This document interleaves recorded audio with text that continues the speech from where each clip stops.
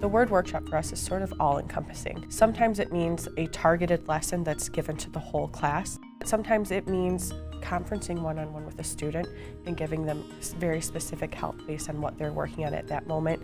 If you're falling behind on the subject that they're teaching in class, you can request for a workshop, either a student-based one or a teacher one.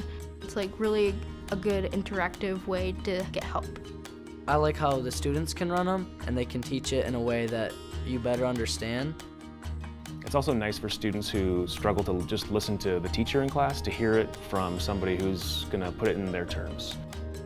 I think my favorite part of this project from a teacher standpoint is that it really validated what we do in the classroom.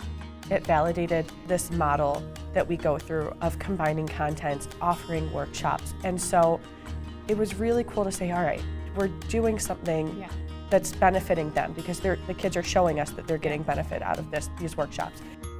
At the end of the first semester, we had a study guide for our final, and as opposed to just doing it on our own, people were able to lead workshops and go over answers and make sure everybody understood.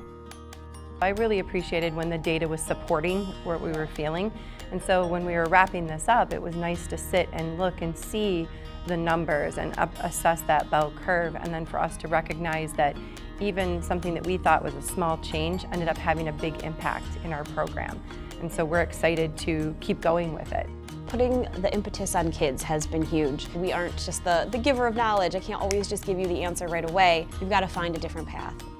We don't really call them our teachers, we call them our facilitators, because rather than people who are there to teach us these concepts, they're there to allow us to have freedom to kind of figure things out for ourselves. In the past, a kid would have asked a question, Mark or I would have just jumped in and answered or pointed them in the right direction, and now it's whoa, how can they find this on their own? How can another student who's an expert show them, hey, you could be an expert too, let me help you.